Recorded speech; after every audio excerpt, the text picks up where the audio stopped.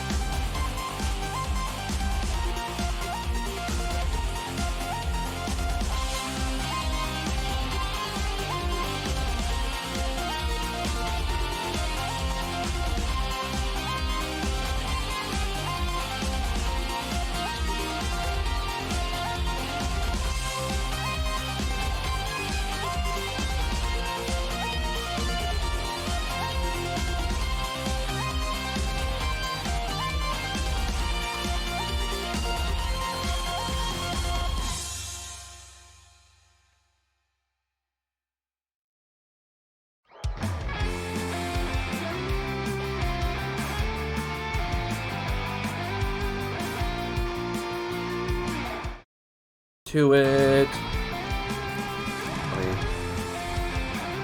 Oh, turn it down. All right. Hello, everyone. Welcome to the stream. It's a glorious Tabletop Tuesday.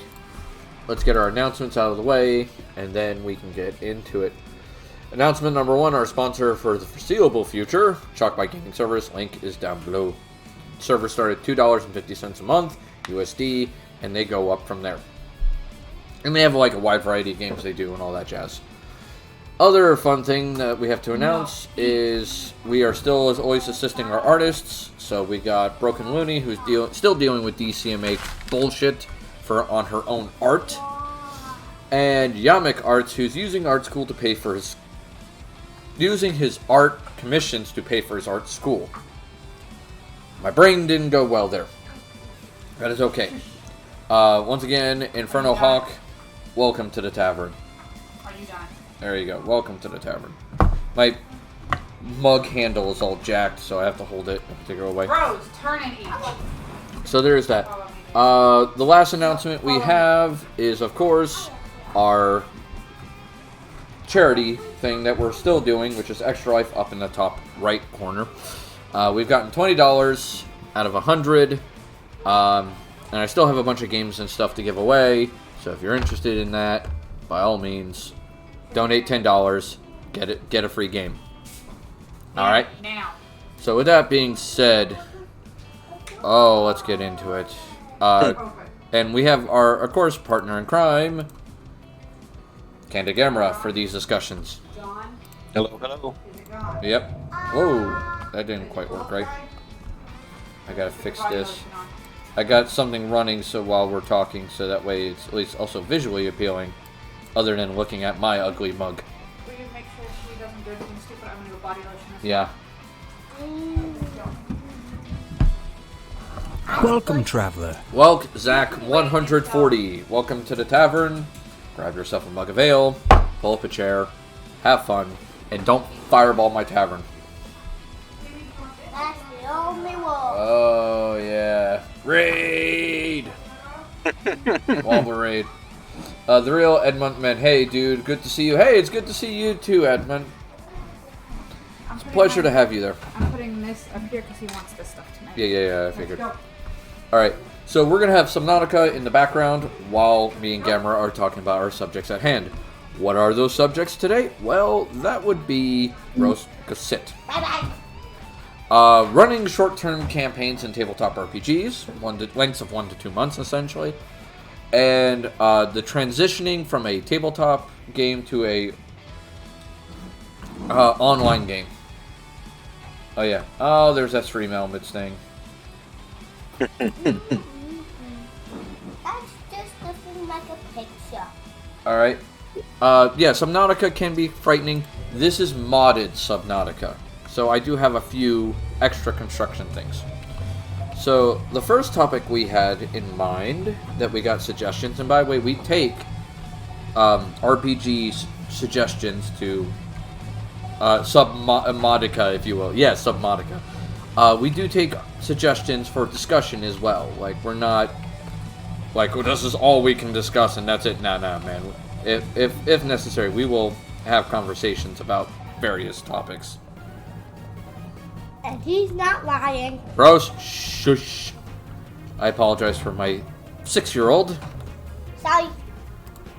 Eat. Okay. She hasn't finished with dinner yet. Yeah.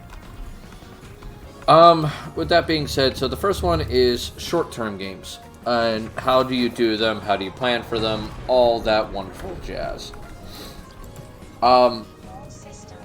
Short-term games, I feel... I don't have a lot of experience with this, so maybe you do more, Gamera? I mean, Ramen specifically mentioned lengths of 1 to 2 months, and of course this is going to vary depending on how many times you're playing. I know a lot of groups will play once a week. I am more likely with my group to play once every 3 weeks or 4. So yeah, 1 to 2 months, it could mean you're talking about, for some groups, 3 sessions, and for other groups, you're talking about 8 sessions. Right. In either case, you're looking at a game where you're not looking to have like a huge level progression. You're not going from like level 1 to 20, certainly in terms of D&D. So I really think for a short campaign, you've got a very clear plan in mind. Yeah, you definitely need a beginning and an end definitely in mind. Right. So those kind of games will have a more, I guess, fixed structure. I don't want to say railroady, but there's definitely going to be, this is where the PCs start, and this is where I expect them to end, and that's pretty much what I'm hoping to do. Now, one caveat there, I have seen people do short-term campaigns if they're like trying out a new system. That is That also can be- true. Yeah, that can be more like, we're going to play a couple of sessions. We're not going to necessarily have like a big plan in mind. We're just trying to put this system through its paces and see if it's good for our group. So those are very different kinds of short-term campaigns, and I've got some experience with both. I have some experience with the second one.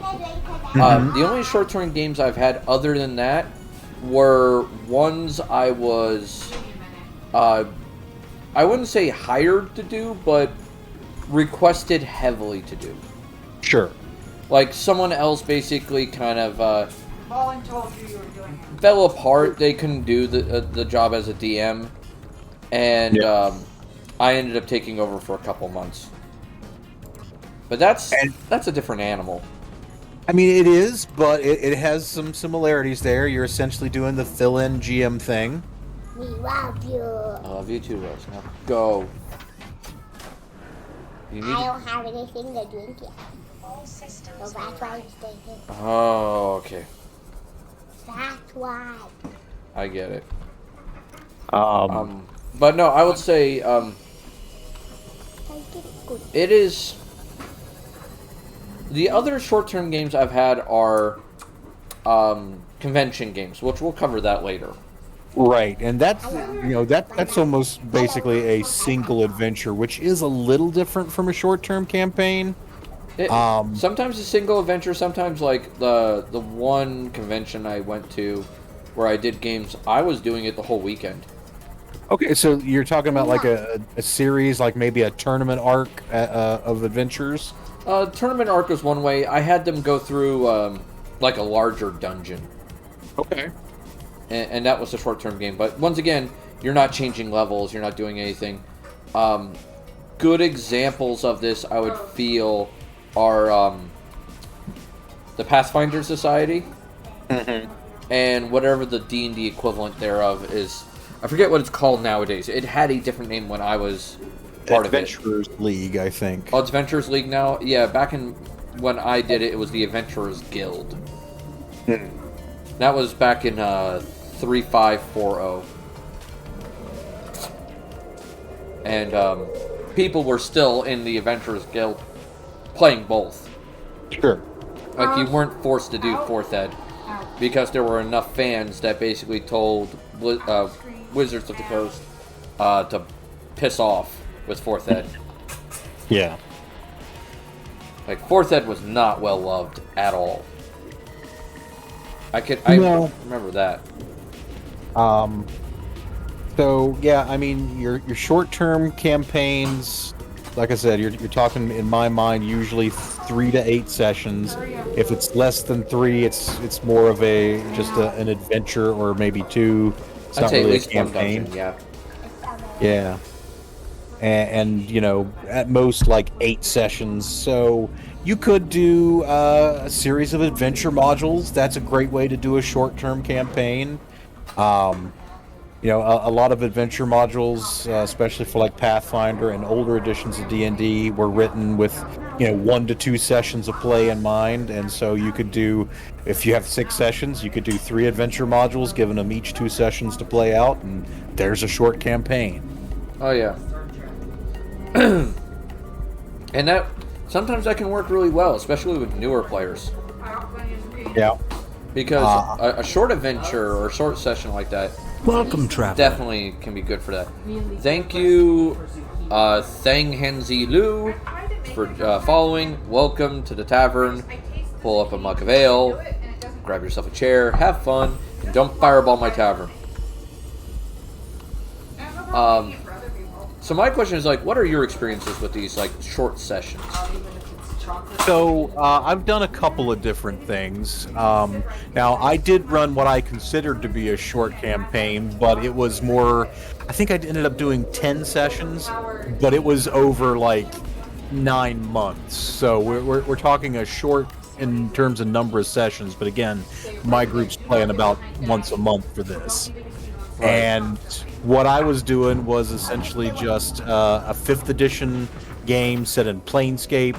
I basically said, hey, you guys are all police officers with a special division of sigil that is focused on weird science and magic crimes. Like if somebody creates a bunch of golems in the heart of the city and lets them loose, you're the people who hunt down the golems and try to figure out who did it and keep it from happening again. So very police-oriented. It was kind of police-oriented, but also just like weird police-oriented. You know, like you got some. If you're familiar with Discworld and the watch, the city watch for Ankh-Morpork, that's exactly what I was going for. Squiggly just pounded on our door.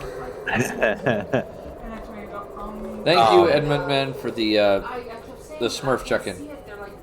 And that basically was partly for me because I was burned out on Pathfinder after just finishing a 3-year game. I didn't know exactly what I wanted to do long-term next. So I just pitched it to my group and said, hey, I'm going to do this. We're going to be, specialized investigator types. You can make weird character concepts, and we'll just run with it. And it got me some GM experience with 5th edition. And let me, kind of play around with a Discworld kind of environment for characters. Oh, yeah.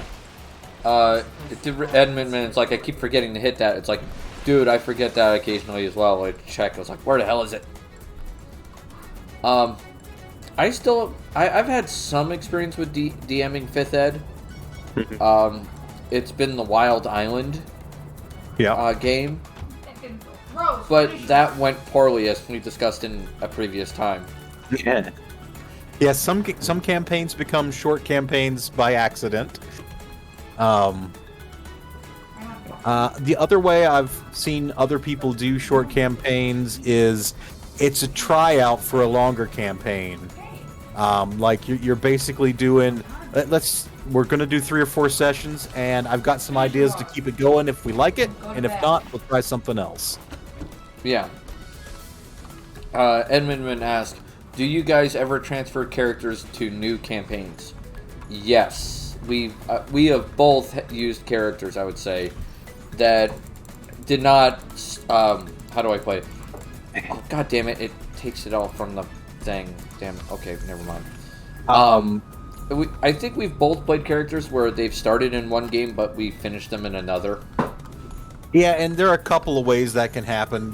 When I hear transfer, I think of 2 different things. Like, for example, you ran 2 Star Wars games, and I ran versions of the same scoundrel, Barton Kendo, in both. Now, I didn't really consider that a transfer of the character because it wasn't in continuity. We didn't, keep the levels and abilities. But it was a sort of a transplant of the character idea. Yeah. And then, of course, if you ever play in Pathfinder Society or the Adventurers League, you're constantly transferring a character. Yep.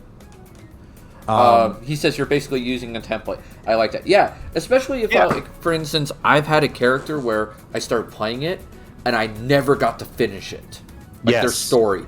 That drives me insane. Yeah, you go through the trouble of coming up with a character that you really like, you're playing it, and the campaign ends prematurely for whatever reason, and you're like, damn it, I want to do more with this guy. Yeah, my big cursed character for that was the one that Anne just called out, which was Runir. By the way, I should do this. By kissing their boo-boos and slapping the bitch who made the boo-boo.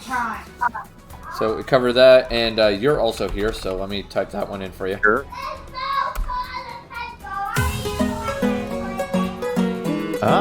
Have you ever finished a story mid-campaign for the real Edmonton Man? Yeah, basically, I'm guessing he's talking about a character story.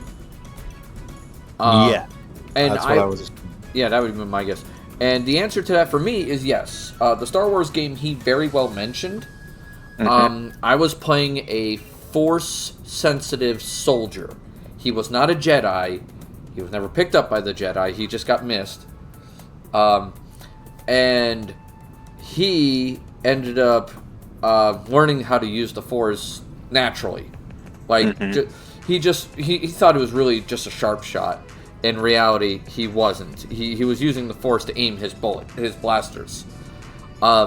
His story arc ended mid-campaign because he decidedly became a gray Jedi. Because he didn't agree with the Jedi entirely, and he believed that the Sith needed to be combated directly. And this was in the Old Republic, when the Sith were around more frequently. And so, Davin, I think it was Davin Kane was his name. Davin basically took lessons from the Sith in the party and the Jedi in the party, and combined their lessons together to create a fighting style and tactics to deal with Sith, to kill Sith. And the Padawan in there kind of agreed with you. Yeah, and then the Jedi Padawan that was in the party also agreed with him. And they ended up at the end of the game leaving the Republic space and setting up an enclave somewhere that was a combat-oriented Force user school. Yeah, I will say that it's rare to have like an entire party of characters' arcs all end with the end of the game. Because, you know, you have a party that's got a bunch of different characters with a bunch of different goals, and if you can kind of loop them all in and wrap them all up in like the final sessions or, you know, a couple of sessions, that's great. But depends on how separated they are. If you have characters that just have goals that have nothing to do with each other, then yeah, sometimes you're going to have an arc that's going to be finished up early.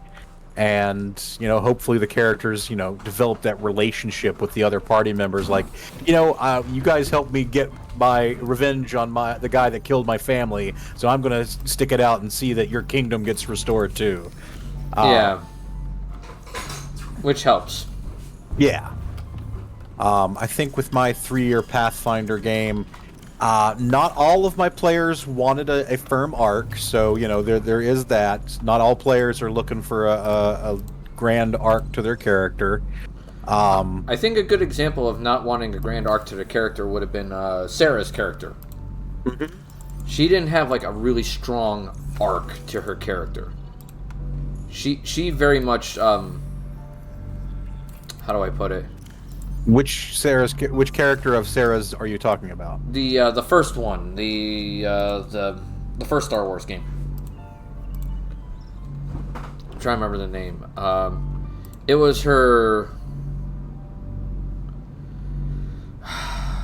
You got another stream elements to clean up, by the way. Yeah, I know. I'm trying to remember. She was the daughter of like a casino guy or something. The Force Adept. Okay, are you talking about Sarah or Morgue Dweller?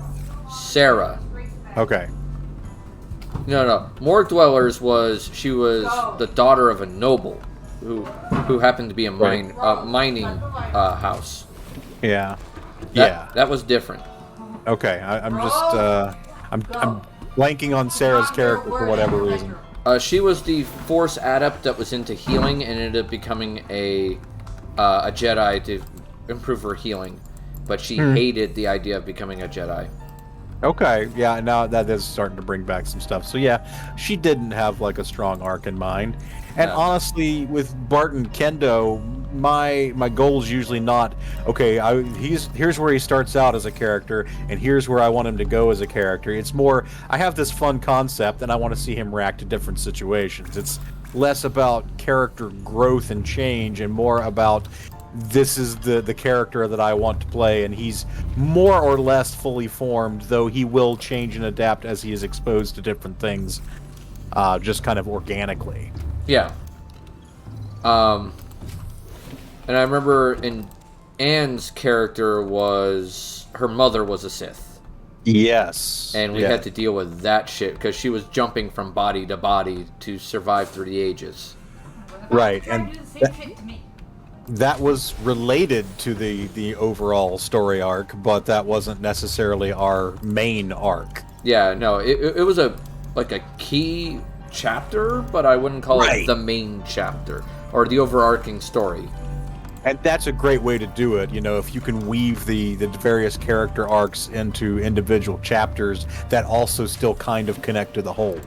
Yeah, like for you had that one Imperial guy that was like really into like art and reading and shit, and he studied your character, and he wasn't necessarily like a full-on villain for you, but he was definitely an antagonist.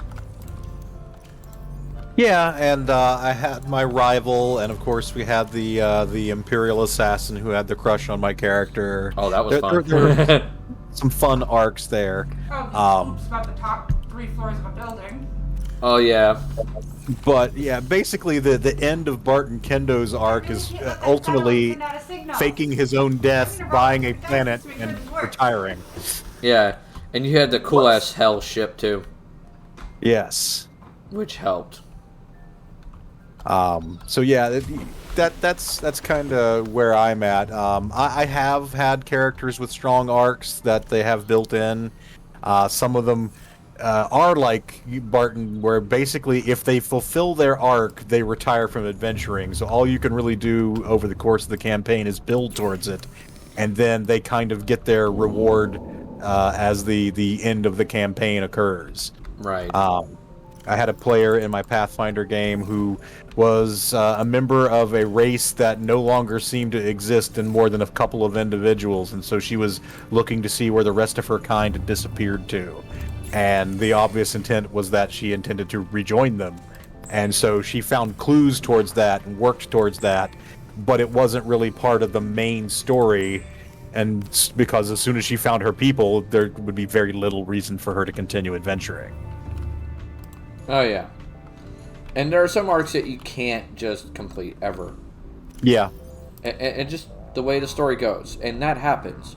With a short game, you're not looking to do a major arc. No. You are looking to do basically a quick, down and dirty story and call it good. Right, yeah. I'm trying to think of other short campaigns I've been in. I've been in a lot of short campaigns that were unintentionally short, that promised to be longer arcs or longer stories, and just the GM was like, "Oh, I bought a new book. Let's play something else." I was like, "God damn it!" Oh, that's always the worst. One of the best GMs I've ever played with has campaign ADHD. It's tragic. Yeah, you've told me about him, and it hurts. Yeah. It's like, dude, please stop.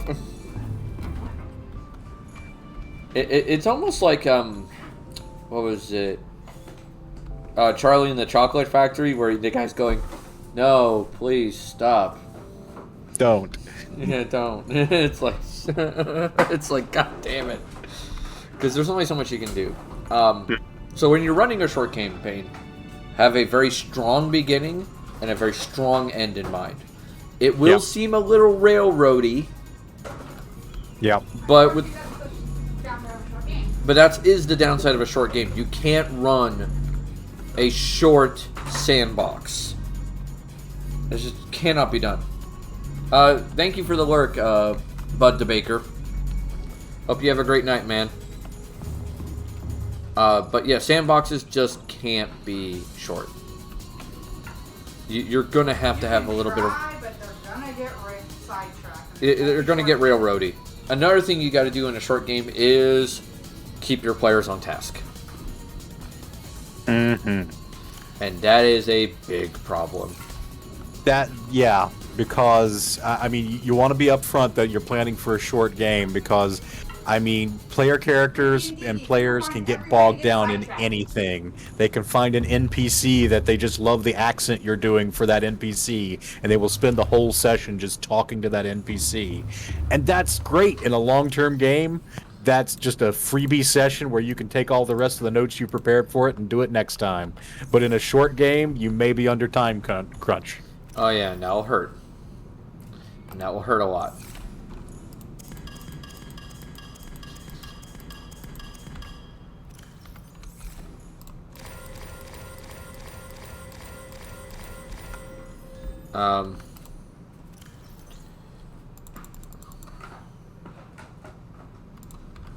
Yeah, and that's always sometimes the problem you'll run into too. It's just like you'll run into that time crunch and you'll be like, son of a gun, I wanted to accomplish more too. Mm-hmm. And sometimes you can't. Yeah. It sucks.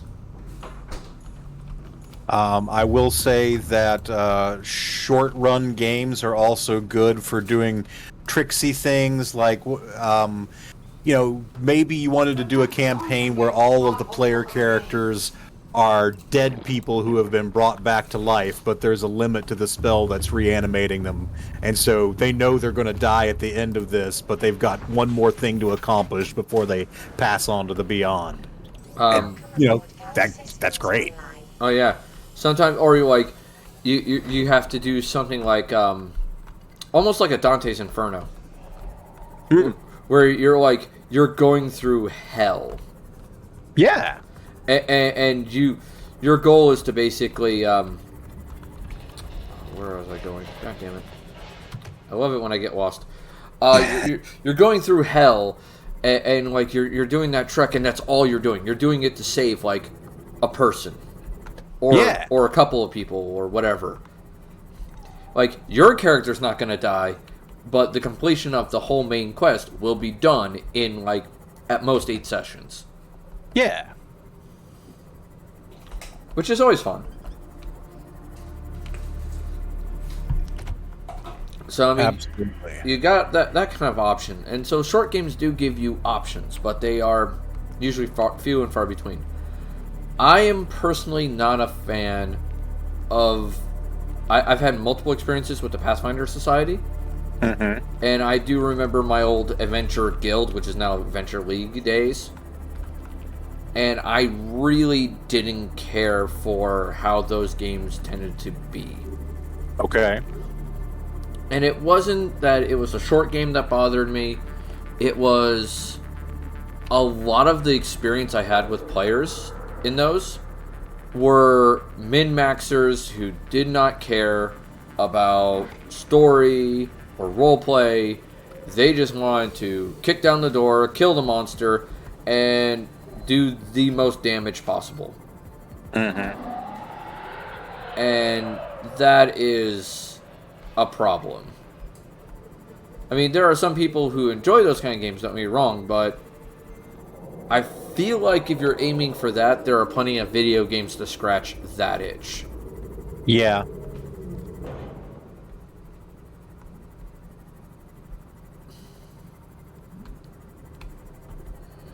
And so, they're not for me. That makes sense. I don't hold it completely against someone if that's all they want to do.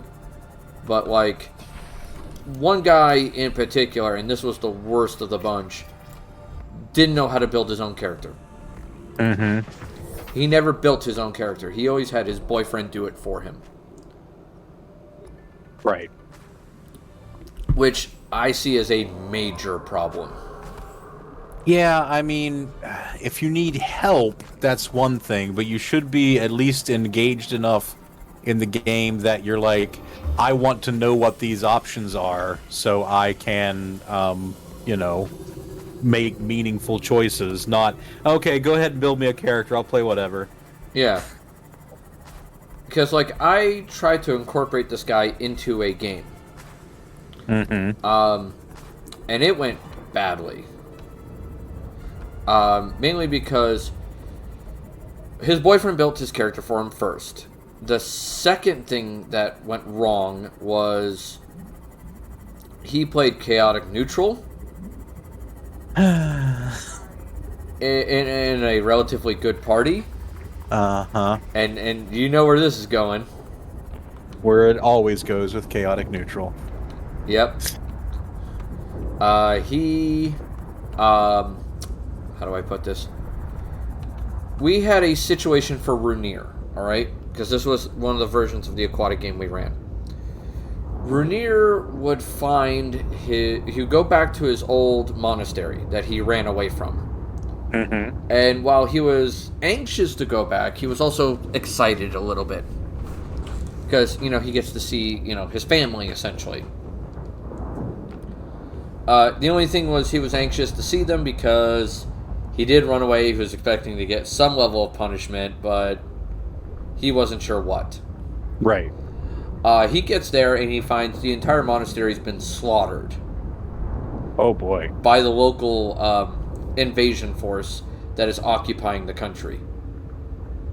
And so I leave his reaction, since he's an NPC with the party. Right.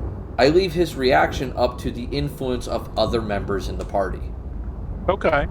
And they can help decide whether he stays lawful good or if he starts drifting towards lawful neutral to lawful evil. What do they encourage him to do, essentially? How do they react to this? Because I saw this as a great role-playing moment. Sure.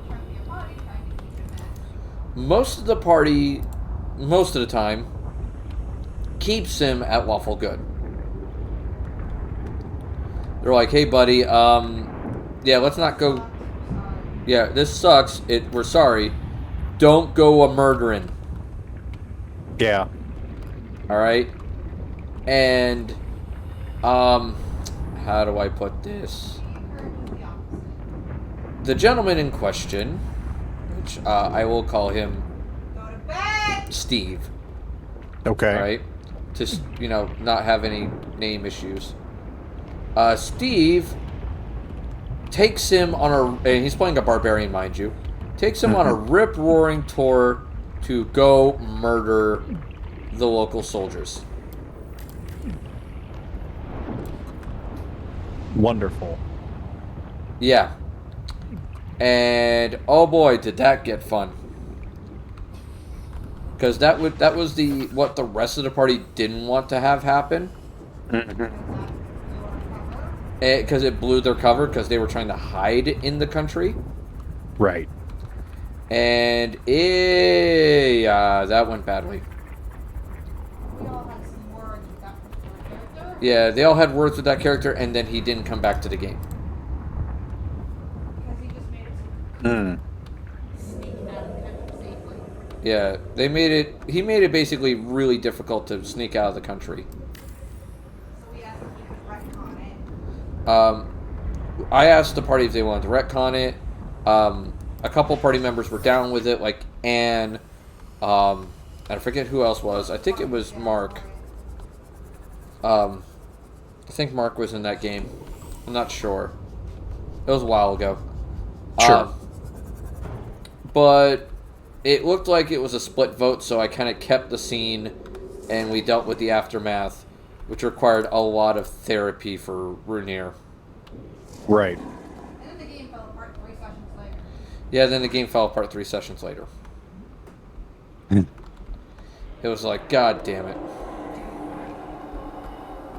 Very frustrating when that happens. Yeah, I've tried to run that aquatic game 3 or 4 times at this point, and it just never get to finish.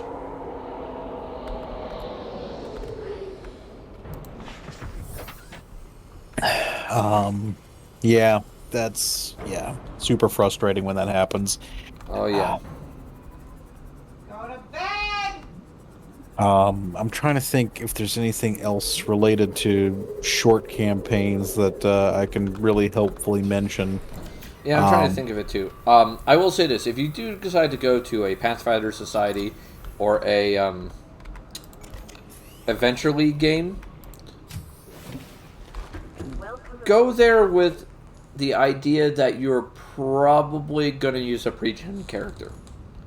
Yeah. Or don't have a long-term character you have in mind. Because at that point, it won't matter. Like, the character story will not matter at all. Mm-hmm. And that is... In some people's case, they love that. In my case, I find that, like, excessively annoying. Well, and I think that's true of organized play. It's true of convention games. Really, if you want to have something that's focused on character stories, you're not going to beat having a local game. Because your local GM is more invested in you as a person and player and more likely to pick up on the things you want for your character.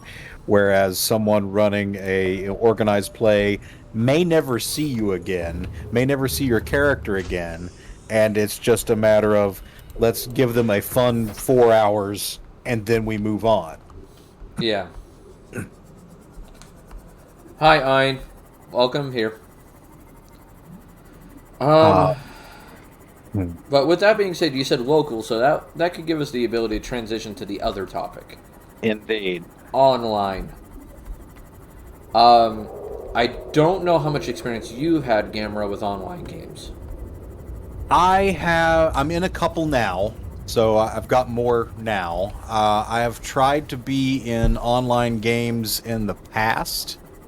I have also our question specifically addressed like transitioning to online gaming. I don't. Let me see if he gave us any more context. I If didn't you see mean any. transition to online play. So basically, you can take that again two ways. One, you can talk about, well, I've always played in person. Now, how do I play online? Or we've been playing this campaign in person. How do we take this campaign online? Which is an extension of that question, more complicated. But I've tried to run some stuff online during the pandemic. It was fine. I've tried to run things in a hybrid online and in-person format. It was a nightmare. Oh my god, hybrid on. You can't mix the two. It's I made it work passably, but it was so frustrating that once I finished doing that for the game in question, I was like, I will never do this again. Same. I. Uh-uh. It's extremely rare when it works, and it is a pain. Yeah, and honestly, one of the games I'm in now that is online for me, a couple of the guys do live near each other and are sometimes together, and that's fine, except, we can't see any map the GM might draw. He doesn't do that many, but the other problem is they're all sharing a mic, so none of them are that close to the mic, so we get background noise, and it's a little frustrating. So, I mean, my general tips from what I've observed from online gaming is one, fully online. If everybody's on the same footing, then you're going to have a much better time. Yeah, And agreed. two, video. Um, I know some people don't like to be on camera. I know some people may not have cameras. But one of the biggest frustrations that we have had with any kind of online gaming that does not involve like video is two people try to talk at the same time. They both stop because they both feel like they're interrupting the other person.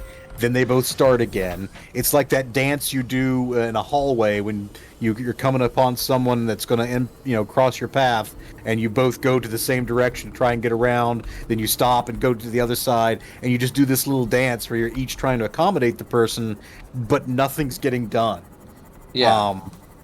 And it's so frustrating to be just like a voice in the void because someone starts talking, someone else starts talking, nobody can hear really what either party is saying, and it's just super frustrating. Squiggly just said, I love the ease of online character sheets, so much better than paper sheets and easier to upgrade.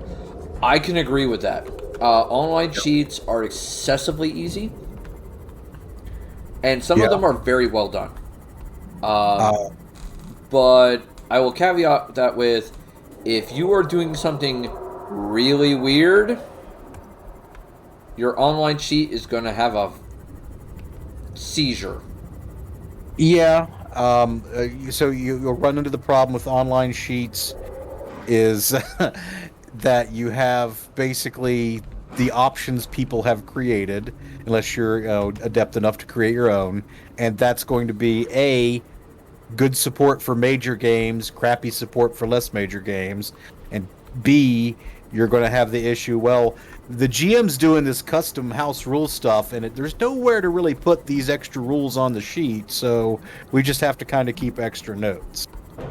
Yeah. So, I will say one of my players in one of my in-person games bought himself an inexpensive e-ink tablet, and so for his character sheet for all my games, honestly, that he's in, he basically has a digital copy, and he can erase things and write things in because it's got a stylus, and I love it.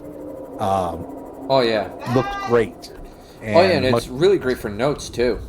Mm-hmm. Like for me, I type faster than I can write. Sure. So when I play online games or I'm in an in-person game, I like having a laptop or a tablet or something I can use tech-wise. Mm-hmm. So that way I can take notes faster. Yeah. Online games do kind of facilitate the use of technology. Double-edged sword, because definitely. yes, you do have the benefit of being able to take notes. You've got access to like virtual tabletops and digital character sheets, but you also have more distractions that could arise. If you have players that are a little shady, they could be looking up monster stats or things. You can't tell what they're Googling. Yeah. So kind of depends on the group. Real Edmonton just said RuneScape forced him to take notes. Yeah, some video games do that. Like, I played when I started video games. I started in the MUDs, and at least for online gaming, and Zork, Yes. where you fucking had to take notes. You had to map. Yeah, you had to map too. Yeah, that was true. It was like shit, man. For me, I've been into both of those. I've been into like the old D&D gold box games. You had lots of mazes that you had to map. Even stuff like the old Sierra Adventures, you might be like, I don't know what I can do with this strange mirror, but I'm going to make a note of where it is because, there's obviously some puzzle with this strange mirror. Oh yeah, there's something. We don't know what, but yeah, something's up with this mirror. It's like shit. Yeah, I love note takers. They're some of my favorite players. Yeah, those are always fun. But yeah, I guess if let's talk briefly from the perspective of a game master. If you're looking to go from doing an in-person game to an online game, either with people you know or new people. Hey, AP. Hey, AP. Oh, and there's the Stream Elements again. Yeah, hey, Stream Elements. AP comes in and goes, "Hi, I'm here," and Stream Elements is like, "Hey, you want to buy something?" Yeah. Make sure you familiarize yourself with the tools that you're going to need. If you're going to do something that's tactical, you're going to want to look into some kind of VTT. Roll20 is free if you don't need any of the fancy options, so that's a good option to go with. Yeah, then there's Foundry. Foundry is decent, I heard, but man, does it cost. I have a friend who swears it's amazing, and he has threatened to let me use his license because he's got like one of the deluxe licenses that lets him let other people use the content. How's that a threat? I'm joking. Oh, okay. I was like, wait a minute, what? I'm confused. No, but I just VTTs are another learning curve. Now, some games you won't need it. Some games are less tactical. You could do Call of Cthulhu and pure theater of the mind, and that's fine. I'm trying to remember another game that was theater of the mind. Scion and Exalted can both be theater of the mind because you're dealing sometimes where you're jumping distances that go well off any map. Oh yeah, anything in the superhero genre or even adjacent to it is like, why even bother with a tactical map? My character has a flight speed of Mach 1. I can be into your garage in terms of movement distance. Yeah. These maps are meaningless. It's like, what? I remember when we did Aberrant. Mm-hmm. Man, like the distances people were going was freaking ridiculous. Not to mention the map really didn't matter for your character because you literally went through the damn wall. That is a character I may have to recreate at some point. Yeah. If I ever do Aberrant again. Or I could do it in another superhero system, honestly. I like the idea of the gentleman thief, intangibility and sword fighting, and it's inspired by DC's Gentleman Ghost, but as a hero rather than a villain. So Yeah, I will say our Aberrant game, we got to like the last chapter. okay, And then the game died. Sure. Yeah. The planar invasion was the last chapter. Okay. And I was like, oh, we were so close. But yeah, if you're going to online games, familiarize yourself with the tools, find ones that work for you, try to do something with video. I'm in an online superhero game, and we have a Roll20 room, but we're not using the Roll20 room because two of the players are a husband and wife who are usually playing from the same screen.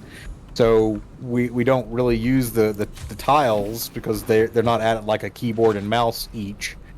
Right. But what the GM has done for maps is he essentially has gone into like Photoshop, and he's got little icons on different layers that he'll move around. And I'm like, dude, just do Roll20 for yourself and save yourself the editing. And you can do your share screen that he does in Discord. Instead of sharing your Photoshop, just share your Roll20 screen. Yeah. You're gonna be able to move those a lot better. But Some yeah. people are stubborn. I mean, if you find out an ass backwards way to do something, you have a great attachment to that because you did something clever and found out an ass backwards way to do it.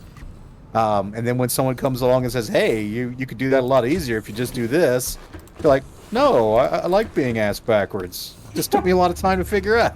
Yeah, my solution. I want my own solution, damn it. So, yeah, find the tools that work for you. Find some kind of good communication platform. I've done gaming over Zoom. I've done Roll20's built-in gaming. Roll20s is rough. Discord, I think, is just my best free option that I've run into. Yeah, I'd agree with that, especially if you do also video on Discord as well. Yes. Because that doesn't force everybody to do video. Danny!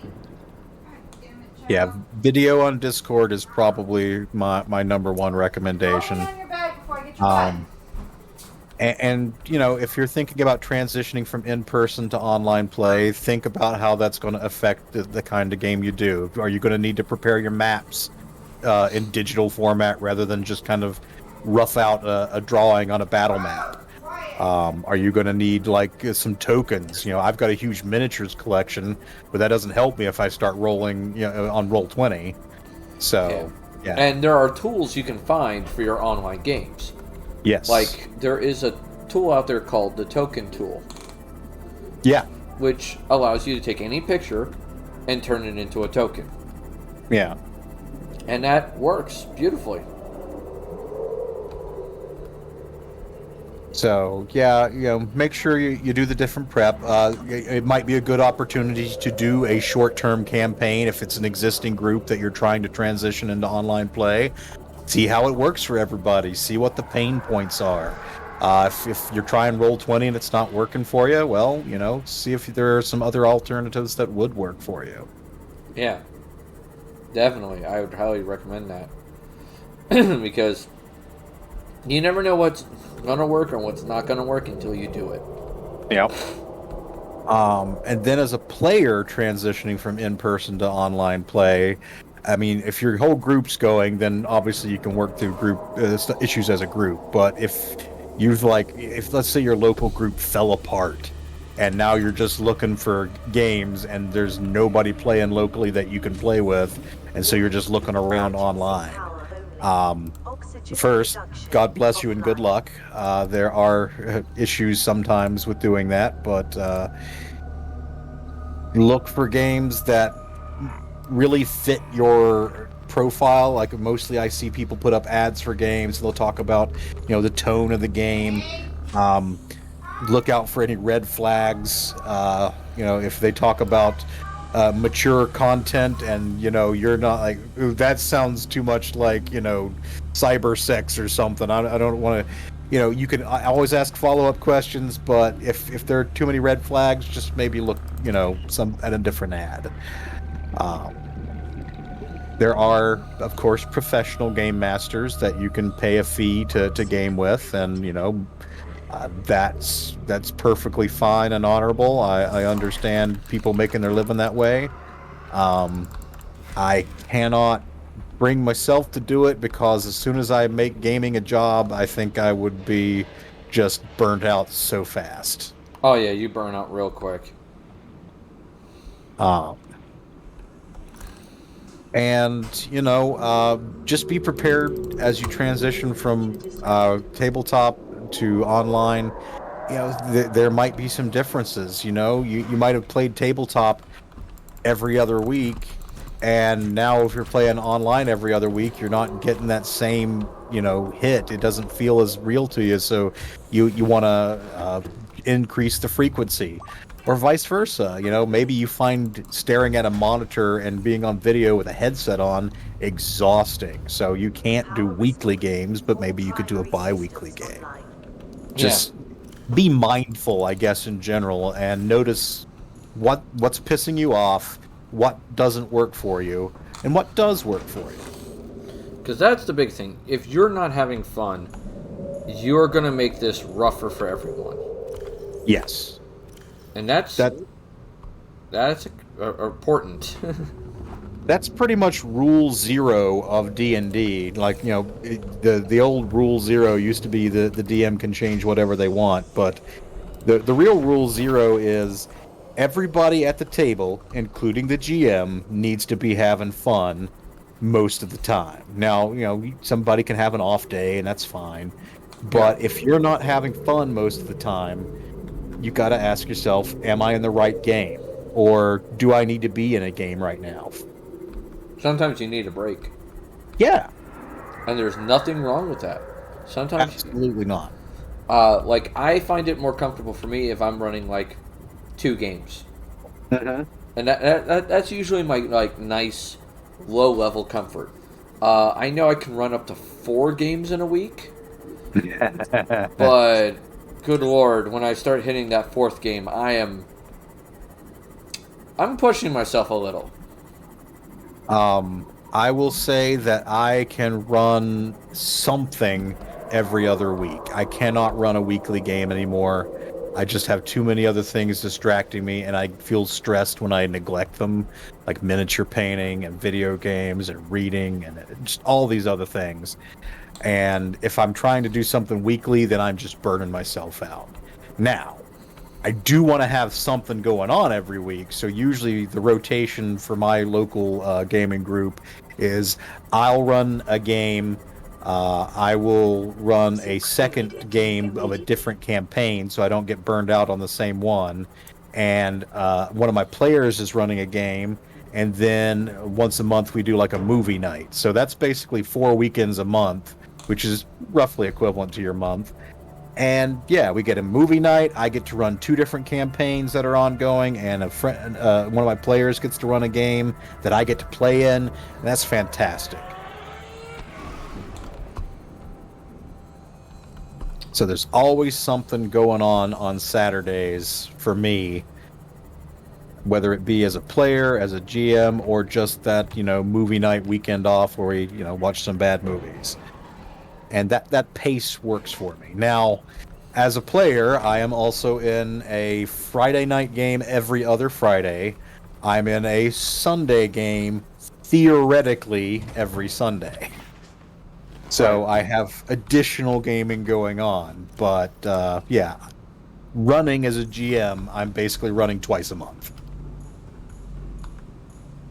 And there's, like I said, there's nothing wrong with that. That works. Yep. For me, I'm playing in a Friday game, Mm-hmm. and it's weekly. I am DMing on Saturdays. Saturday nights, to be precise. Yep. And that is an alternating game. We have 2 different games that are running. Yep. One is in person, one is online. Right. The reason why we have the online game is we have players who are in other countries. Yes. And so they want to make sure that they want me as a DM, they want to keep enjoying it, and I'm like, okay, we can arrange that. It's not the end of the world. Right. I'm also playing in a Saturday game Mm-hmm. during the day. And that was to experience 5th edition. Mm-hmm. And that was kind of my goal, was I wanted to experience 5e and get better understanding of it. And that's a game that God, what is his name on here? I know it and I cannot remember it, and that's always the fun part. Are you talking about Inquisition? Not Inquisition. He's the one running the Friday game. Hmm. Takashi. Oh, yeah. Okay. Yeah, you know who that is. Yep. So Takashi's the one that's running that game. And so I was like, okay. He wanted more players because he had a few... he had one player in particular he wanted to get rid of. Yep. And so he's trying to get as many people as he can so he could split the group and get rid of some of the problematic players. Yeah. Which, hey, there's nothing terribly wrong with that. I mean, you want to be upfront. In my experience, it's better. But yeah, if you want, if anybody at the table's not having fun, then something needs to be adjusted, and that can mean, hey, this player's play style doesn't work for the rest of us. We need them to find another table. Yeah. It's always frustrating. It sucks. You know, you hate to say to somebody, no, you can't play with us, but sometimes it needs to be said. Yeah. In this case, though, he doesn't have the right to do that because it's in a public area. Oh, I see. Yeah, because he's running it at the gaming store. And they don't allow him to, or is he running an official event, or is he running his own game at a gaming store? It's technically a D&D event. Okay. See, I was going to say, I would have assumed at the local gaming store, as long as you were just using their space to run your game, they're not one of those stores that says, oh, you have to let anybody who wants to play. I've heard horror stories of that. But yeah, if it's an official event, then there is a little bit of that. Yeah, rule there. And it's unfortunate, but it is what it is. And that's why he's trying to split the party, so that way he can remove the problems. Yeah. Because he's got one guy that's creeping everybody out and kind of annoying everybody. Especially gods, if you make a Monty Python joke. Oh. Just... Yeah, he'll keep making quotes and references the whole time.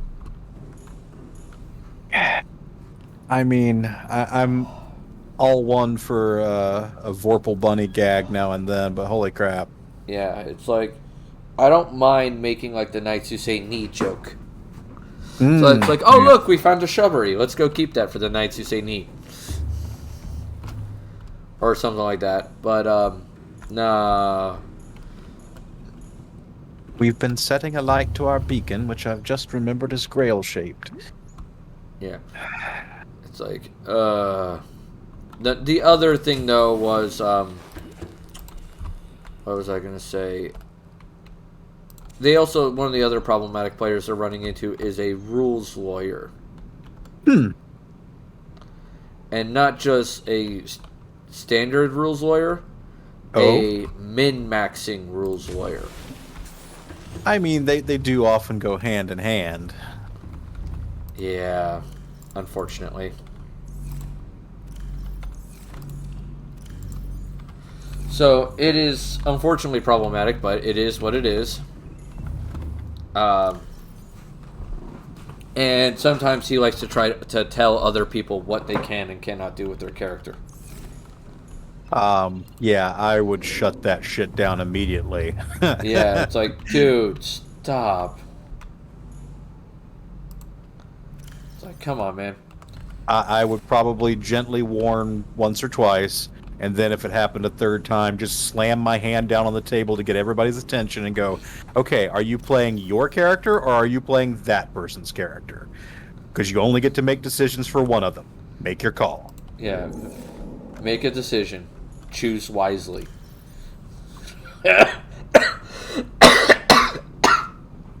Oh, excuse me. I rarely lose my temper at the table, but there are a few things that I would put my foot down on. And that's one of them. Yeah, I think the only time that I've gotten loud with my group is I have a few players who will get carried away and interrupt me when I'm trying to give them important information. Like I start the description of a scene, and they just suddenly start talking over me. It has happened from our mutual friend Matt once or twice. Yeah. And again, I'm just like, I'll either clap my hands or slam my hand down on the table and like, I am talking. Like, you know, DM is speaking here. Yeah. Like, please stop. It's...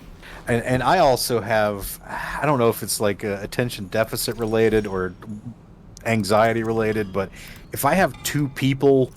if I have two people having a conversation with two other people, like two are talking at the same time, and they're cross-talking, like they're just two separate conversations going on with an easy earshot, it's almost physical pain for me. Like, I like, guys, especially if they expect my attention. Oh, yeah. And I'm like, okay, two people were talking, I didn't get any of that, I'll pick one of them, say, you first, and then we'll see what you are talking about. Yeah, and I get that for most people. Like, I don't experience that myself, but that's because my family has a skill that we teach, you know, family members, which is how to hold, like, at least 3 conversations at the same damn time. Yeah, I used to be better at it, but... You would hate my family for that. Because, like, around our table, we have, like, 5 or 6, sometimes 9 conversations on different topics going on at the same time. I mean, it's not so much the thread of conversation, it's just literally two people actually emitting sound at the same time. Oh, yeah. And it's just like, holy shit, you expect me to hear both of you and understand both of you, and I can't. Like, I can't do that. My brain doesn't do that. Yeah, trust me. For most people, I get that. It is horrifying. Catch you later, real Edmonton man. Oh, yeah. You have a good one. Sweet chatting table games. Yeah, cool, man. You have a great day. But, yeah, I mean... I suppose we've kind of veered into some related topics, but circling back to online gaming, I have heard...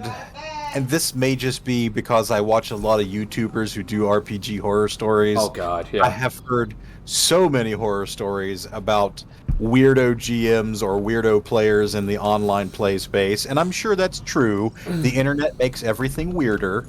A little, yes. But, yeah, it's just... Make sure to read the description of the campaign. If you get red flags, don't be afraid to speak up and say, hey, did you actually intend for this weird scene to go this way? Because I'm not sure if I'm okay with that.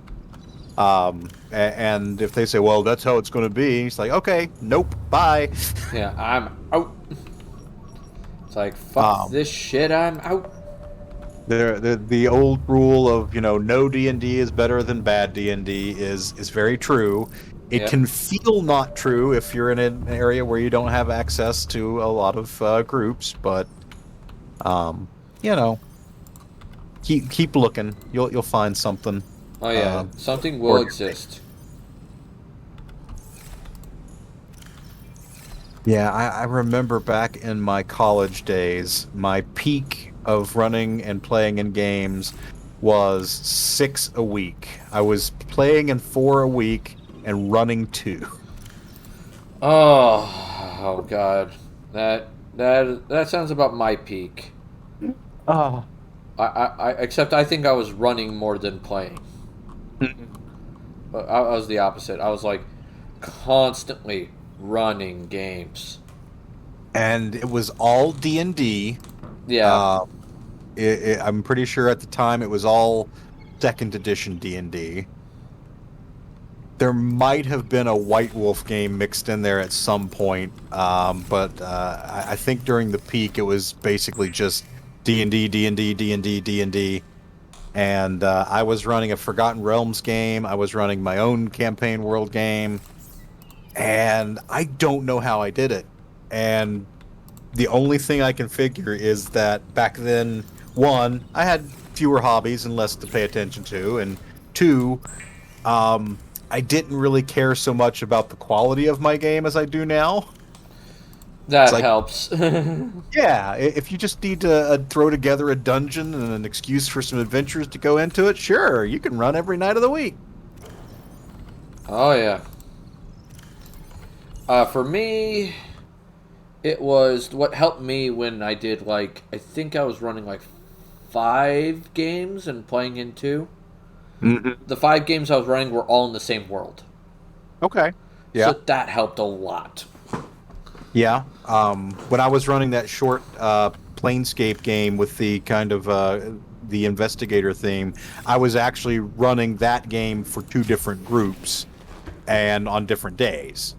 So one group was on Saturday, one group was on Sunday, and that let me satisfy my need as a people pleaser to allow everyone who wanted to be in my game to be in my game without having more than like 6 people at the table. Yeah, see, I made a mistake and where I tried to people please and I built a game. This is when I first started DMing. 21 people. Yeah, no. I was like, fuck, what dumb shit was I thinking? I've done 9 in Pathfinder, and it was too much. Oh my god. Because Pathfinder has too many moving parts. There are probably RPGs where I could run 9, but I think 7 is basically my hard limit. I might allow an 8th player as like a guest player if I had somebody who was in town and just looking to hang out for a session, but yeah, 7 is my upper limit. My usual group, the one I'm running this Saturday, has 7 players. But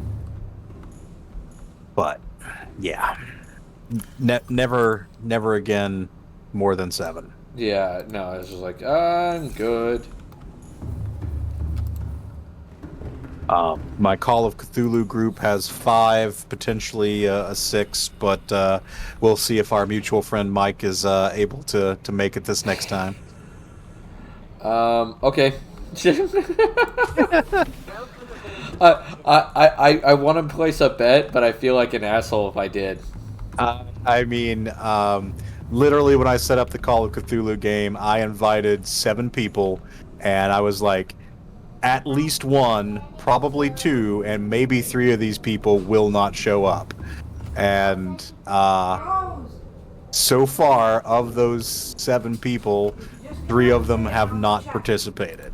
And 2 of them I have just basically said, you know what, they're too busy. They expressed an interest, but I'll just assume they're not coming. And then the other one was Mike. And I'm like, I really love his character concept, because we've discussed the character concept. Oh, yeah. I want to see him play it, but yeah, we'll see how it goes. Yeah, because that's the thing. It's like, will this work? Yeah, he wants to play basically an actual psychic, which is possible under Pulp Cthulhu rules. But while he's experienced with the occult, he's not experienced with the mythos, the Cthulhu mythos. So he will get to have all kinds of horrible visions as a psychic, and eventually his sanity will start to fray, and it will be delightful. Yeah, because that won't go poorly. I mean, of the 5 characters that have been, because after I had 3 drop out of my 7, I did bring in 1 more. Of the 5 characters who have shown up and participated, I think 4 of them have something horrible either currently or in their backstory that is just setting them up for tragedy, and I love it. One of them is basically a survivor of, well, actually, most of the crew survived, but we're in the Gaslight era, and he's a British sailor and lord, and his entire crew disappeared for a couple of years, and then he turned back up. And as it turns out, they were marooned on an island that probably doesn't exist, and having horrible visions of the future and forced into cannibalism because the captain of the crew had found this mysterious book. And I'm like, this is fantastic backstory. You are probably going to go insane. You may last 3 games. And then we've got another one who basically her character, she's playing a male, but her character is the product of a cult who is trying to create a more perfect vessel to summon an old one. And so they're not fully human and don't know it yet. Oh no. And like, that's gonna go well. That's gonna go poorly. And then our mutual friend Sarah is playing a plucky reporter girl who is very smart and very curious, who has grabbed every Mythos tome they've come in arm's reach of and immediately started reading it. It's like, you are speed running insanity. I'm gonna speed run how fast my character goes cuckoo for Cocoa Puffs. So yeah. And then the lady playing the German doctor, she is a psychologist, and her character would be normal. She does have some Mythos knowledge at character generation, which is not bad, but she has a weird fetish. I don't know of a better word for it, and I don't know if it's in character, out of character, or both, but she's very fascinated with the possibility of her character being able to chloroform people. So she just wants to anesthetize people, and I'm just like, do you see weird. the look on my face? Yeah, a little bit. This is concerning. Basically the team's psychiatrist. Yeah, that worries me, man. Yes. What? Okay. And then number 5 is basically the weird guy, by which I mean he is an American cowboy type, and he has come over to London because of an inheritance. And he doesn't have anything horrible in his backstory. By kissing their boo-boos and slapping the bitch who made the boo-boo. So he may have the best chance of survival. I mean, he's a gunslinger, so he's good in physical combat. He's one of his pulp advantages is hardened, so he doesn't lose sanity for like seeing corpses and things like that, which can tick off a point or 2 here and there. So yeah, he's reasonably well off. But yeah, we'll see how it goes. They're all pulp characters. They all have some extra durability, both in physical and insanity terms. But yeah. Oh man, that. I love that party.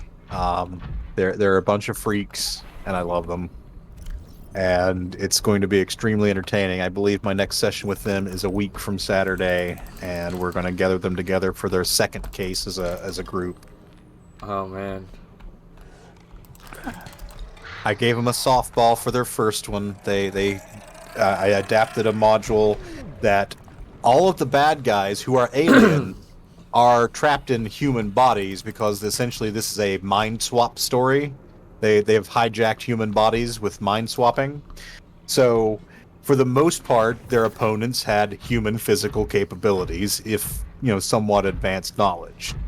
So, they didn't have to worry about like a giant Shoggoth stomping them or anything like that. It's going to get a little harder soon. Yeah, especially when you start throwing the goddamn Migu at him. Oh, the fungi from Yugoth, the Migo. I am. Ooh. I take it you're a fan. Yes and no. I love them in Arkham Horror because they give you a free item Yeah. when you kill them, Yeah. but you still have to kill them. Yes. The fact that you added us all into Arkham Horror. And Anne still finds it hilarious that I added most of our friends into Arkham Horror. Because I had the program to do it. Okay, like your custom characters and whatnot. Yeah, it's called Strange Eons. Okay. And it's free. Cool. Oh, yeah. The advice I could give for online games is make loose notes. Mm-hmm. Have a general idea of where you want to go. Yep. But after that, kind of let the players do their thing because you are going to get chaos. Because it's the internet. People do weird shit. Yeah, especially if it's like a collection of randos that you've assembled. You don't have any idea what their chemistry as a group is like. So yeah, you can get some weird results. I mean, that's true always in tabletop, but especially true of an online group. Oh, yeah. And online is always problematic. You always have someone who's a little off. Like, it's without fail, man. Yeah. Also, your games have a 50-50 chance of actually surviving Yeah. for more than to reach completion. I'd also say it depends on what you're doing. If you're dealing with a hired DM, you can definitely talk to them a little easier than a random DM. Sure. Because they have a reason to listen to you. Yeah, I mean, essentially they are in a customer service type position. Now, don't say, well, I'm paying your salary, so you're going to give me exactly what I want. Don't be an asshole. Yeah. But be But it's reasonable. like, hey, I'd like to do this kind of stuff with my character. I noticed that, we're not getting into any of that kind of stuff. Is there a way we can work that in? Yeah. Communication. It helps everything. Most of the time. I mean, I always find communication better than not communication. Yeah. Of course, now, bad communication. Yeah. Just like in D&D, bad communication can be worse than no communication. Yeah, as I experienced. You don't go to your GM and say, hey, asshole, how come we haven't got to my backstory yet? Or like, hey, I feel like, you are just constantly not giving me anything I want. It's like, say what? Yeah. Obviously, in any situation, you want to behave like a mature adult. That seems like really facile, simple advice. Yeah. But, yeah.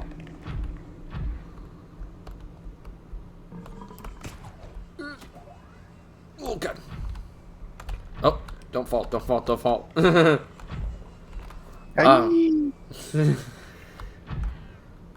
Fucking Spider-Man with this thing.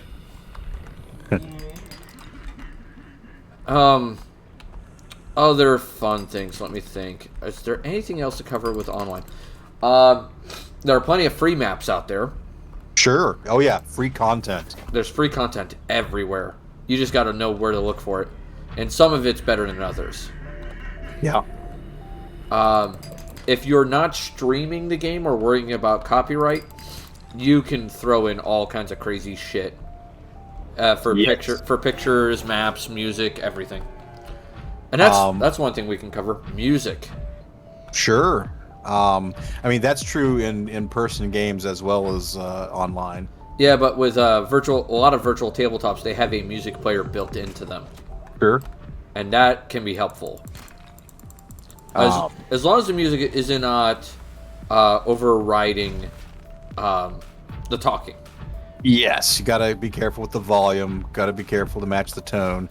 I like music as an enhancer, though I will sometimes get distracted by the actual game, and it's like, oh, this dramatic music I put on for the fight, we're now in the talky part, and I forgot to change that. Yeah. That you gotta be careful about. You also mentioned streaming, and I wanted to kind of circle back to that just for a second, because don't be attempting to make Critical Role right off the bat. Like, don't transition from tabletop to online gaming and go, we're going to be the next big D&D streamers. Holy shit. One, don't do that to your players without asking them. Two, even if you do ask them, think about how much work goes into that and how much you are going to be distracting from just having fun. Yeah. Not to mention, like, not just a bunch of work, but also you gotta have, if you want to be like famous in doing that, you gotta have connections. You gotta have connections. You also tend to structure your stories a little different because you want to time things to end on a cliffhanger to keep people coming back. So yeah, don't fall into the trap of being like, I'm going to be the next Critical Role, because you're probably not. They're a bunch of I mean, they're not like hugely famous, but they're noteworthy voice actors. They have structured the game in such a way as to make for the cool moments for the stream. Not just that, but they have access to marketing.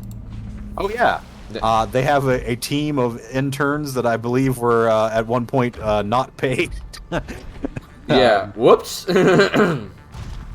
So yeah, there's a lot of production value you are not seeing when it comes to something like that. Yeah, like a lot of people are like, "Oh man, they made $9 million in I think it was like 2020 or something like that." Yeah. And I looked at people and they're like, "Oh yeah, that would, they get my $9 million for just playing D&D." I'm like, no, they're not just playing D&D. They are marketing like fuck.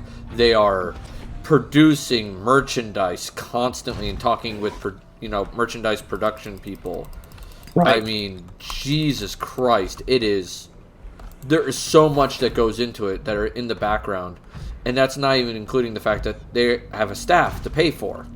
Right. They've got a staff, and it's not that the GM doing the work, because like the members of Critical Role will go on like podcasts and guest appearances, again, doing that promotional work. And yeah, it's something that your entire player base has to be like, we want to make this a streaming success, and that's more important than us just having a fun time hanging out. It's great if we can do both, but we're going to try and focus on, the streaming thing. So yeah.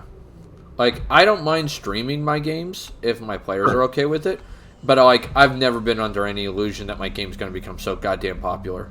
Correct. And that's the way to do it. And I'm just like, okay, we'll have fun, we'll stream it, and then that way other people can, one, enjoy the fun, and two, I have a recording of it. Yeah. Which, oh my god, that helped me so much. Sometimes when I forgot things, I'd be like, oh, shit, right. I have run games that I have recorded, and I will be honest, I have never gone back and listened to any of the recordings of those sessions. I forget why exactly I thought about recording them. But it's like, okay, do I want to go listen to 3.5 hours of me and my friends talking to, review information? That seems like a extra 3.5 hours of not playing the game, so maybe not. Yeah. Well, for me, it was just like, I used it to occasionally, like, when I was, like, riding around in my car, doing my work, I would have it playing in the background. Yeah, and I probably will at some point go back to those recordings just because it's like, hey, these are people I haven't gamed with in years. It's neat to hear their voices again. Yeah, either you need to hear the voices again, or sometimes you listen to yourself and you're like, what can I do better? Sure. And that helps a lot. What else was I going to mention? You mentioned music, which is good. I use tabletop audio for my in-person game, but yeah, I know Roll20 has a built-in jukebox feature. I should mention, and we kind of mentioned this on your Discord, We've got Roll20 and Drive-Thru RPG merging, Right. which is huge. If that My biggest hope for that is the lesser known games, not Fifth Ed, right, but like Pathfinder, World of Darkness, Savage Worlds, all those games that Drive Through RPG has books for, yep, will complete the fucking what is it, compendium or whatever it's called? yeah. Because please, God, do that. That would be amazing. Rose, go to bed. Go to bed.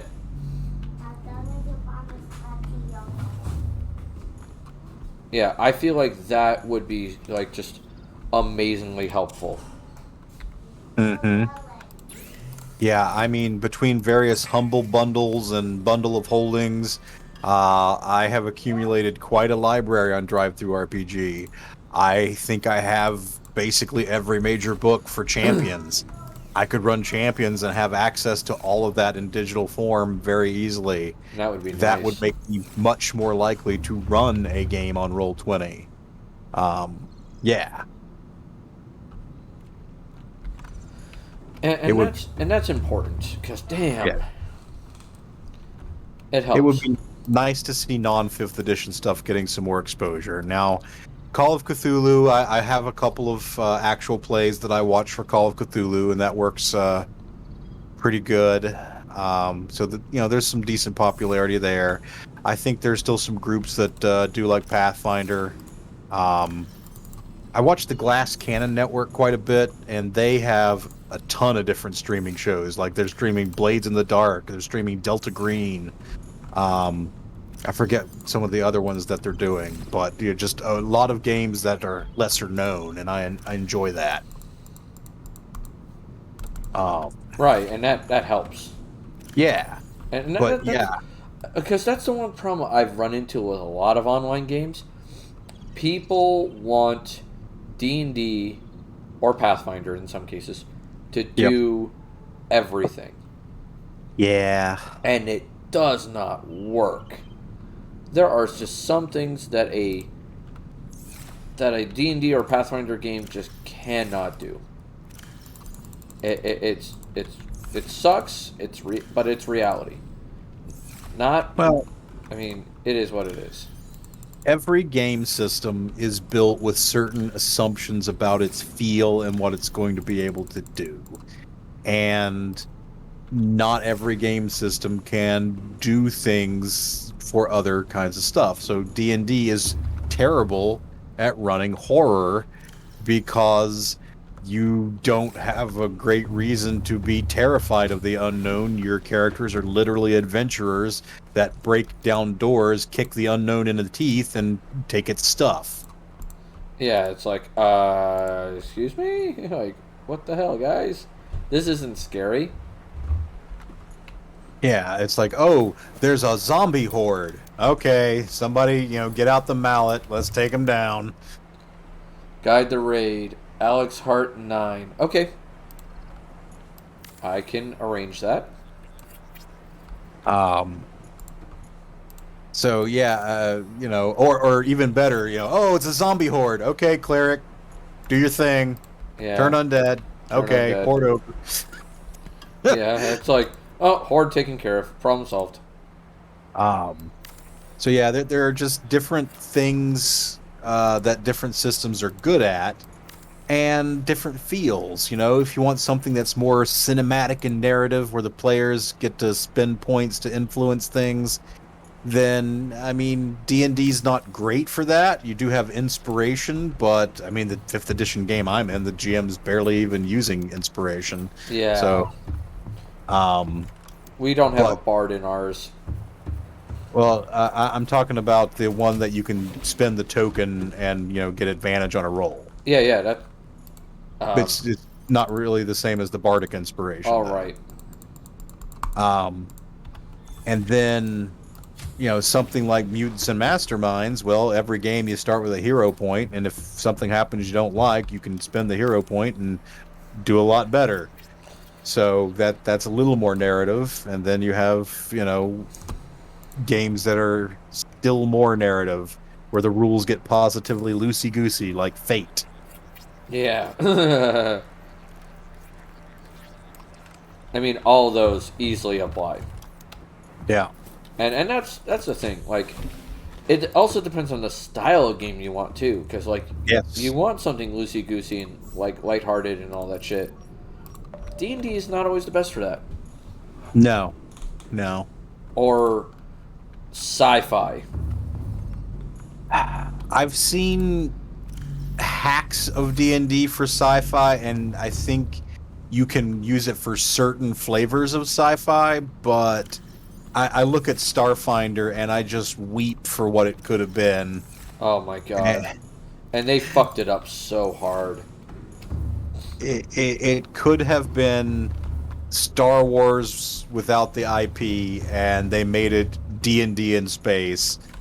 And it's like, come on, guys. A reskin does not justify an entire line of books.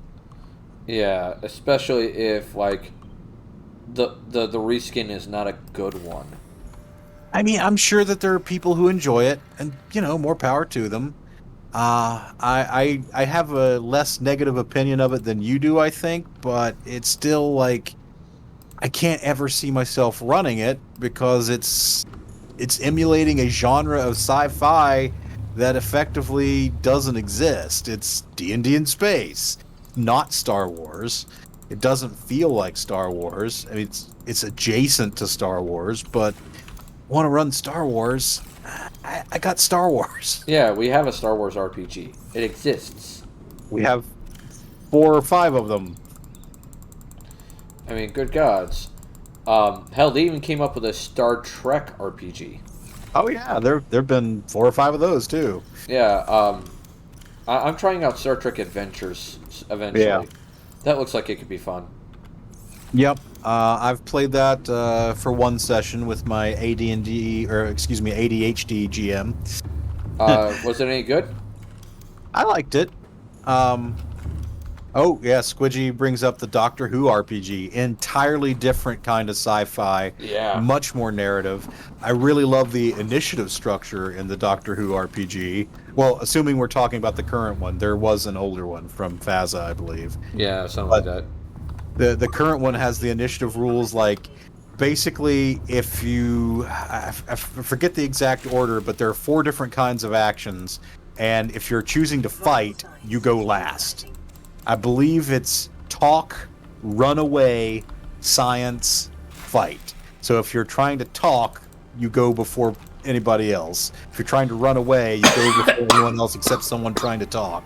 And if you're trying to do something sciencey, you go before anyone fighting, but after anybody who wants to run away or talk. Yeah. Which is perfect for the show. Oh yeah, it fits the show to a T. Which, that helps. I know that there's a very popular Alien RPG out. Yep, there's that. What else was there? I'm trying to remember them all. There is a Stargate RPG. Yes, I think isn't there? There was an older one, but I think there's a newer one too, right? Yeah, I helped kickstart the newer one. Excellent.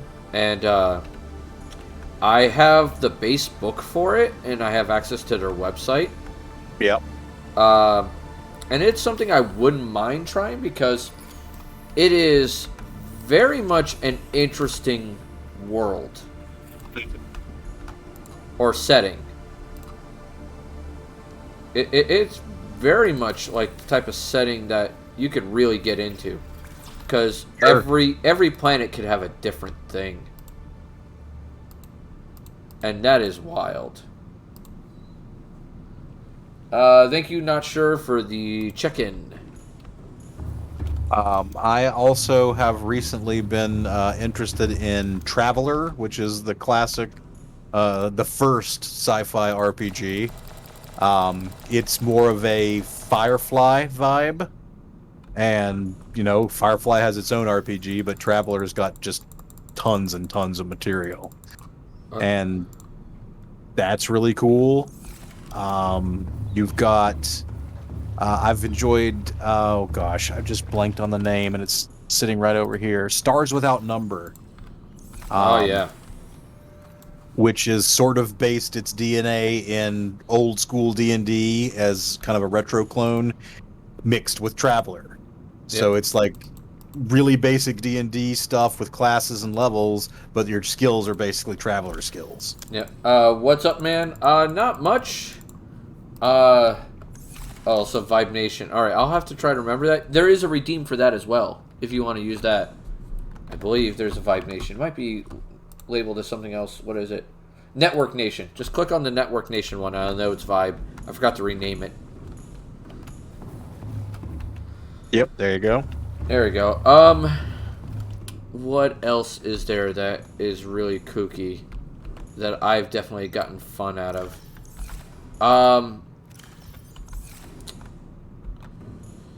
Let me think. There's, like I said, there's a bunch of games out there, like, oh yeah, the pulp stuff. If you want pulp, D&D is not your shtick. No.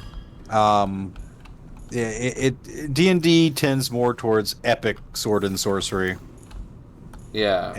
And you know, that's certainly a vibe I dig, but it's not really that kind of slightly gritty pulp, you know, fighting by the skin of your teeth, generally speaking. Yeah. And it just doesn't work. You're all good. I went to make multiple ones myself, but just made one with a text required to simplify it.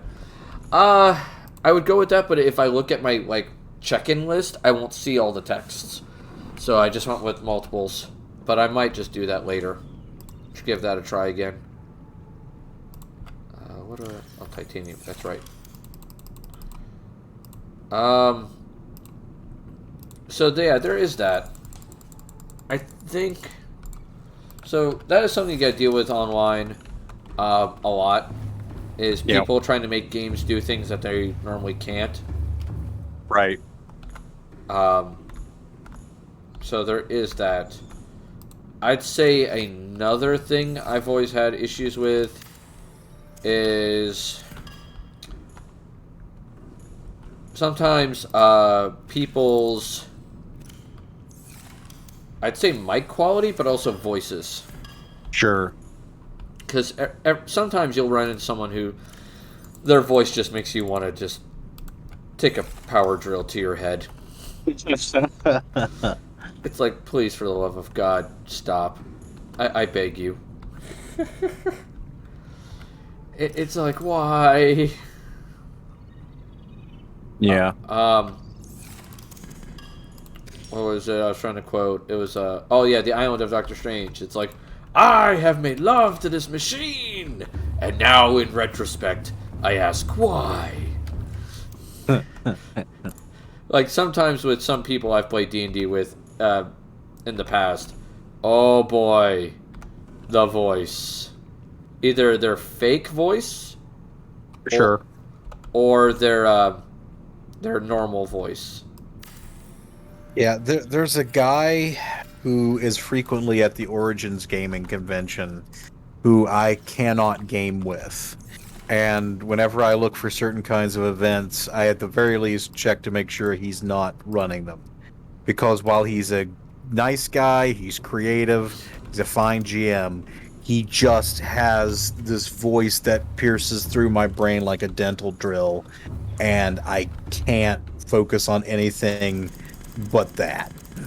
The one I had that was the worst, and this was at an Adventure League game. Sure. It was a guy who had the most monotone voice I have ever experienced in my life. Okay. Like, you know me, I don't fall asleep easily. All right. Oh wow! Did it get that bad? Yeah, I my eyes closed, and like 10 minutes later, one of the other players woke me up. Wow. And I'm like, oh, fuck. Now, luckily, the DM had not noticed. Right. And I'm not sure how he didn't notice. He might have been getting a little drowsy himself. Yeah, maybe. I'm not sure, man. It's fuck. But I was just like, okay.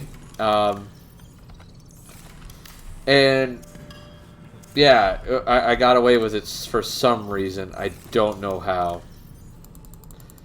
And it was just this most monotone voice I've ever heard.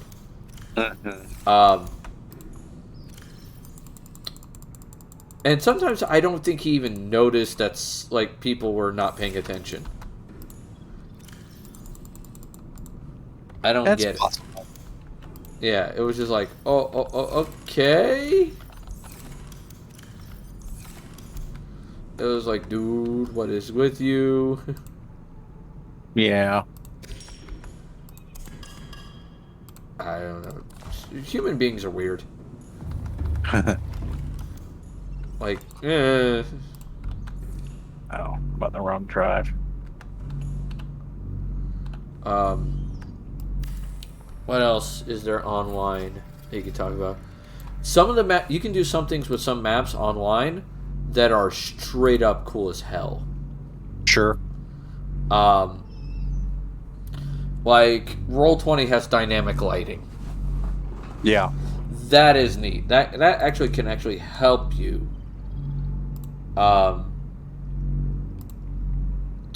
What's the word I'm looking for? That could help you basically create a semi-horror situation. And that can be fun at times.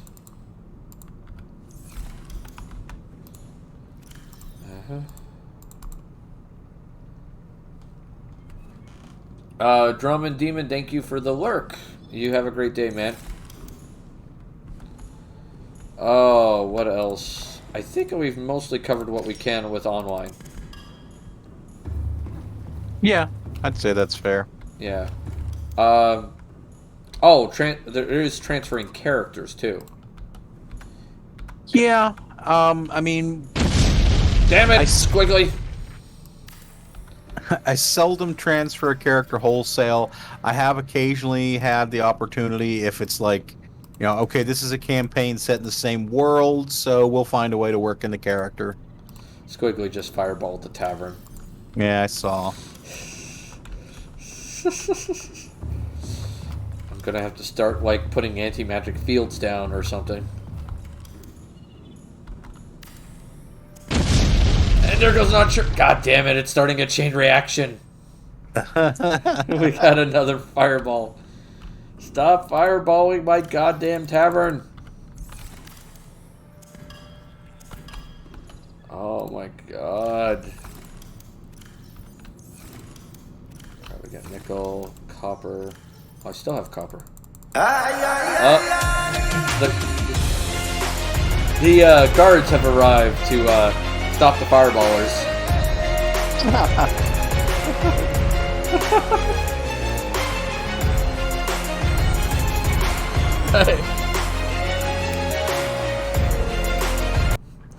Yeah, AP was like, seems like we need some guards for the tavern.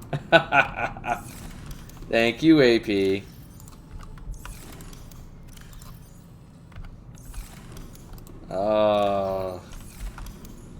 If only I had enough for one fireball, he'd fireball the guards. I know he would.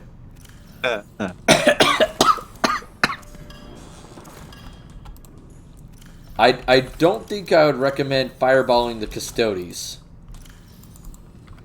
They probably get annoyed. Yeah, I feel like that would make your lifespan very short. And very violent. I could say this. If you fireball the custodies, you're going to get shanked. I don't know about how many times you'll get shanked, but I guarantee you it'll be a lifetime supply.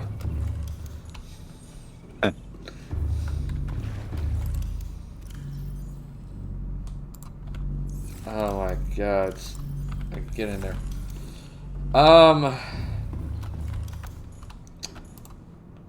Got some gold. We got... Oh, the salt's done. So, like, it's definitely...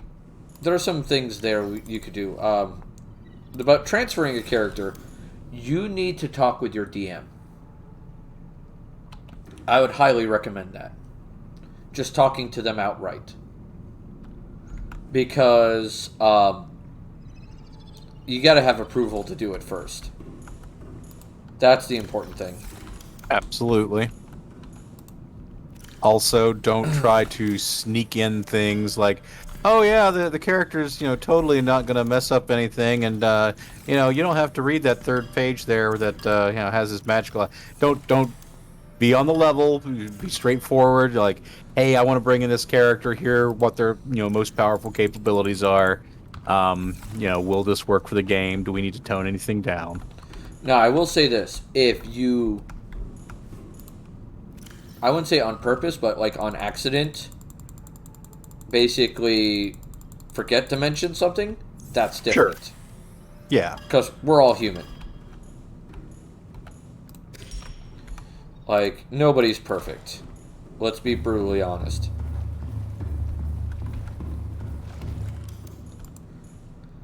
And I would, at that point, apologize to the DM, let him know it's like, hey, I forgot about this. Forgive me. Not sure. I'm going to go work, man. I'm going to try to get some BlueStacks working for me to go play some Microverse. Awesome, man. Have fun with that. I guess it's Coral Tube Sample? Is that what this thing's called? No, it's Table Coral Sample. Okay, it's T. There it is, Table Coral Sample. And I like I said, I always be cautious about that because you never know who's going to take what personally. Sure. Oh, a thing you need to do for an online game. All right, in an in-person game, you don't need this as much. All right, but for that online game, I shared a form a while back that was the triggers form. If you don't know who you're teaming up with in a game, that form is vital. Like, excessively so. Because if you get a bunch of random people, like, sometimes you need to know what will trigger them. Yeah. And you want to make sure you avoid that. Though I have seen some people online now saying, if I was given a trigger list of my players, I would purposely use it against them. And I'm like, the fuck is wrong with you? Like, at that point, I can't think of any reason why you would do that. That's making someone's day worse. By a lot. Yeah. Yeah. Why deliberately just, ruin somebody's fun? Again, rule 0, everybody at the table should be having fun. Oh, yeah. And there should be no reason why you're torturing them. Like, torture is not acceptable. There's that HelloFresh again. Die. We're not broadcasting HelloFresh today. That's tomorrow.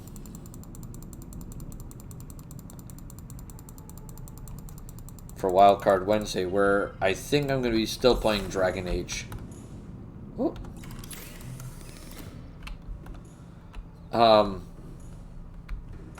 Because that's still what's in demand.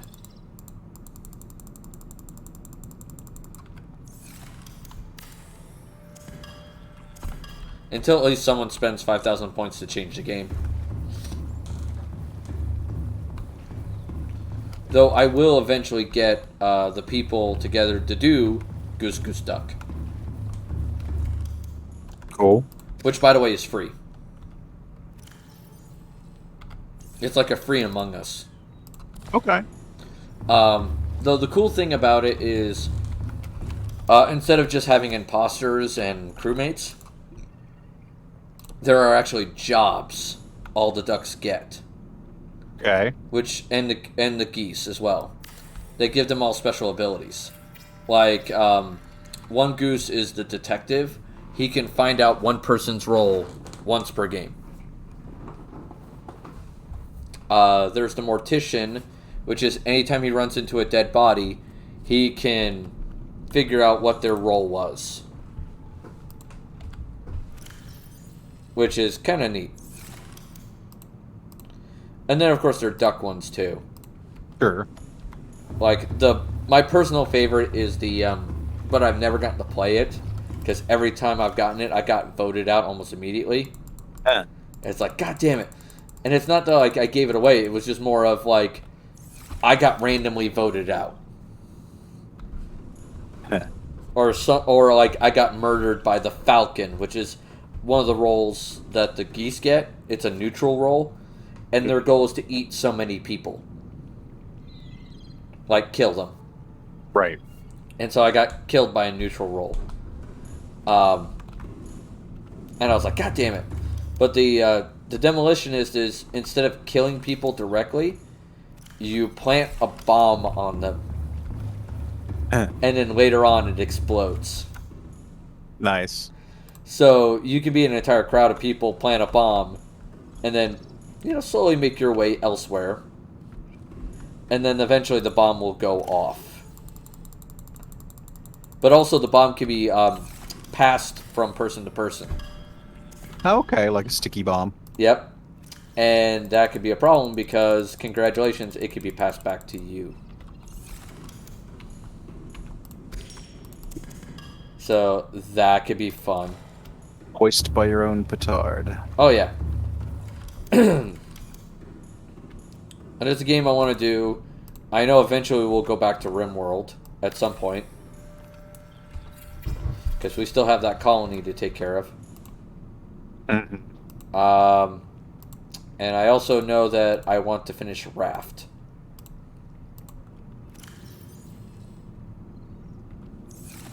Oh, I already got time. Damn it. What was...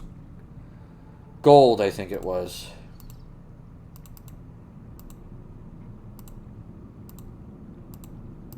Was it gold?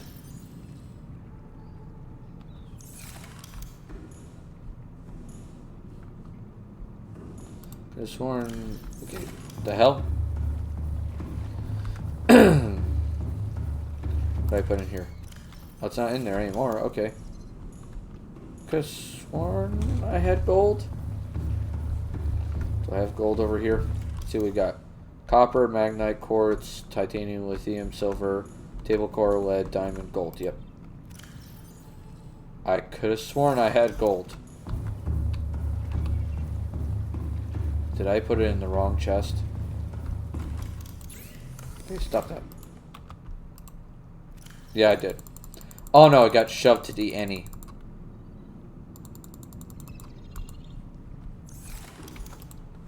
Alright.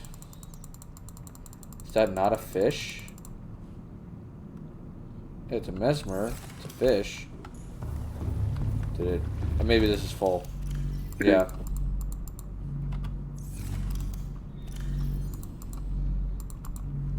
There we go. Let's see. Anything else that stands out?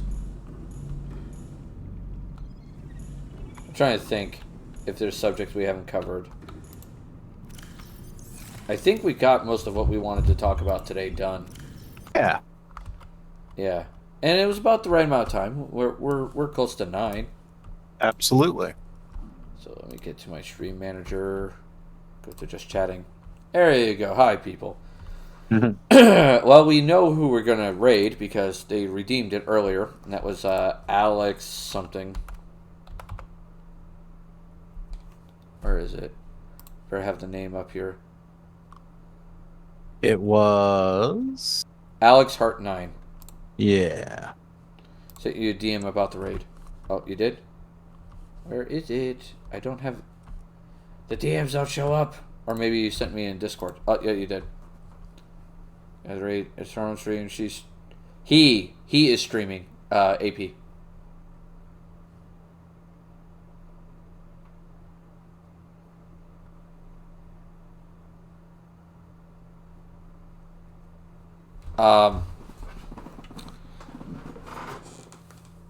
It's working in your stream. Okay. I'll let it go this time. But I feel like maybe another time we'll not do that. Another time we'll not do what? Usually it's considered bad taste to lurk in someone's stream, then redeem Guide the Raid to your own stream. Well, But it's not the end of the world in this case. I'll let it go this time. But Yeah. I'll have a talk with Alex later. You know, have a chat with him. It's not the end of the world. yeah. So we're going to raid Alex. So let's show this guy some love. Alright, and let's see if I can find my damn messages. There you go. If you are a follower, please use the following message. If you are a subscriber, please use the following message. Also, for those of you who want to team up with us in any games we have or anything like that, subscribers get first dibs. So there is that. Other than that, make sure you're taking care of yourself both mentally and physically. That's important. Remember, it's always time for tea in the tavern. I have to find my cup. And let's raid Alex. Tomorrow is Wildcard Wednesday. I'm probably going to be playing some more Dragon Age because that's been the most requested one so far. No one else has spent the 5,000 channel points to change the game yet. But who knows? We may get another option later. Or I might need to take a break from Dragon Age for like a couple weeks. Alright, with that being said, can't spell tavern without T. That is true. That is very true. Alright, so I'll hopefully see you all tomorrow for Wildcard Wednesday. Toodles. Catch you later.